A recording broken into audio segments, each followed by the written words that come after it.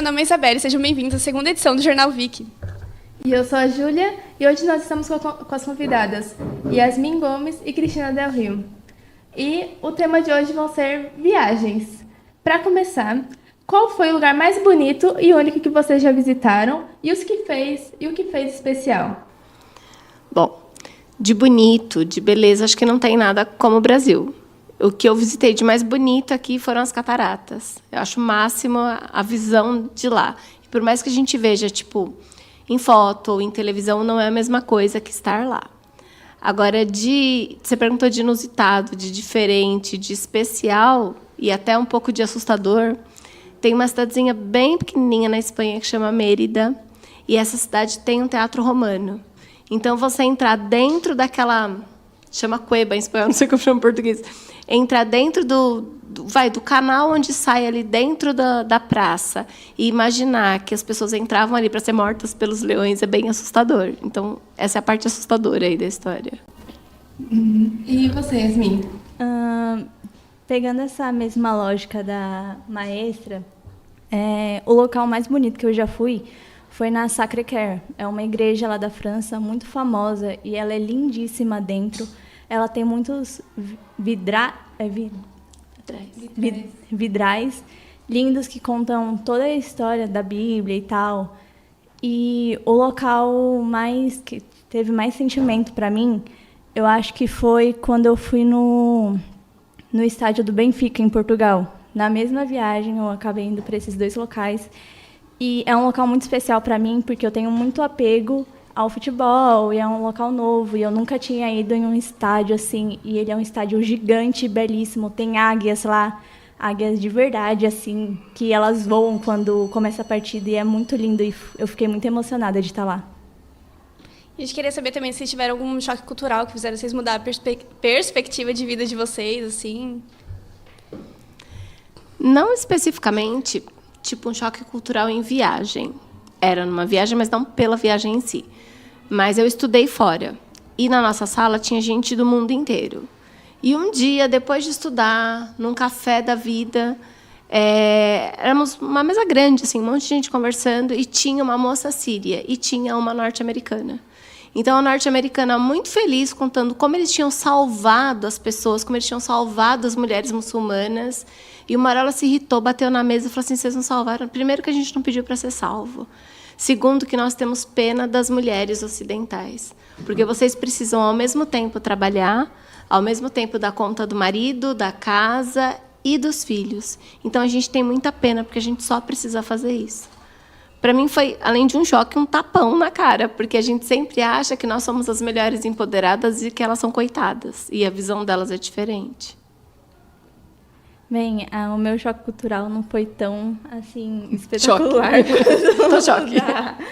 Professora, mas quando eu viajei, eu tive um choque gigante, porque as comidas deles são totalmente diferentes das comidas que a gente costuma comer. Então, tipo, eu senti muita saudade da comida daqui. Na primeira oportunidade que eu tive de comer um arroz e feijão, eu fui lá e comi um arroz e feijão. Porque, principalmente em Portugal, eles não têm esse costume de comer comida. Eles comem muito lanche. Então, lá eles têm uma comida que é basicamente pão, presunto e queijo, só que é muito queijo, e eles fritam essa comida. É uma delícia, mas assim, nada se compara com o arroz e feijão daqui que a gente tem. É algo que é muito presente. Sim. E vocês tiveram problemas em relação às línguas lá? Problema de comunicação em alguma dessas viagens? Eu não tive problema, por exemplo, na Espanha, porque eu fui para estudar e eu falo espanhol. Então, o problema não era esse. Nem Argentina, nem Paraguai, não. Na França, era mais difícil a comunicação. Mas eu acho que nada também que uma mímica, que apontar para onde você quer, o que você quer comer, e você fazer que quer três, assim. Acho que são coisas que dava certo. Misturar um pouco do inglês, um pouco do espanhol, um pouco da cara de pau brasileira, e aí saía. Quando eu viajei para Portugal, eu também não tive nenhuma dificuldade, porque é português. É um pouquinho diferente por causa do sotaque, mas você consegue entender perfeitamente tudo. Agora, na França, é totalmente diferente. Eu fiquei totalmente a par da minha tia, que ela fala um pouco de francês e ela fala inglês. Então, eu dependi muito dela para falar tudo.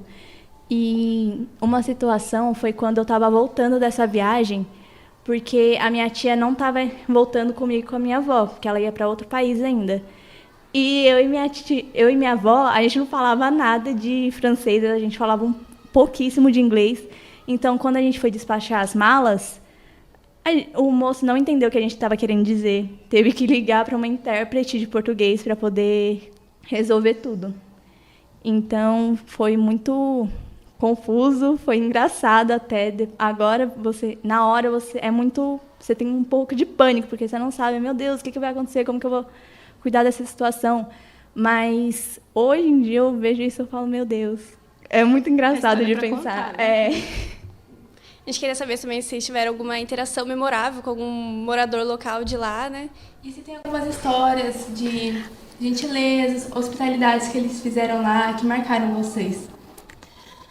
Eu não tenho muita história assim, porque às vezes que eu fui para Espanha era casa de família. Então, tipo, eu meio que conhecia as pessoas, naquelas, né? Conhecia porque eu ouvia falar que tinha um tio, não conhecia especificamente. Mas a primeira vez que eu fui, aos 12 anos, era muito assim, era muito orgulho de receber os filhos dos imigrantes. A cidadezinha era pequenininha, então, tipo, nossa, que legal, então o filho do Davi e da Carmen estão vindo aqui. Então, era muito, precisa entrar na minha casa, precisa tomar café na minha casa. O que eu tomei de café aos 12 anos de idade não é brincadeira. O que eu comi de tortilha nos lugares. Porque, não, vem aqui, você tem que comer na minha casa, você tem que entrar aqui. E queriam muito saber como eram as coisas. De coisas simples até absurdas. Tipo, tem Coca-Cola? Tem Coca-Cola no Brasil. Ainda era uma época em que tinha muito esse estigma de que aqui não tinha nada. Mas, assim, eram pessoas meio que conhecidas. Então, era gentileza porque eles queriam agradar a filha de... Na minha situação, não foi uma situação muito de gentileza, essas coisas, foi mais uma situação engraçada. Eu, minha avó e minha tia, a gente tinha acabado de chegar em Paris e a gente foi direto ver a Torre Eiffel. Só que, desse tempo do aeroporto até a Torre Eiffel, a gente teve uns problemas das malas, do hotel em si. Então, a minha avó e minha tia estavam brigando muito. Toda hora que podia, estava jogando uma farpa uma para outra e eu estava lá no meio. Aí a gente estava embaixo da Torre Eiffel, a minha avó ela queria muito subir na torre, só que estava uma fila de 2 horas, e 2 horas para comprar o ingresso, e 2 horas para subir, e minha tia não estava com noção nenhuma, ela não queria ir. Então elas acabaram brigando embaixo da Torre Eiffel, e do nada um cara chegou e falou, calma mãe, tentando imitar o sotaque brasileiro.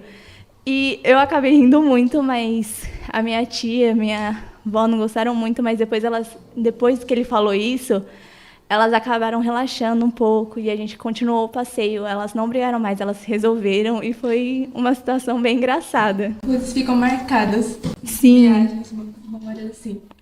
Eu quero agradecer a presença da Cris e da Yasmin. E essa foi mais uma edição do VicCast. Tchau. Tchau, tchau.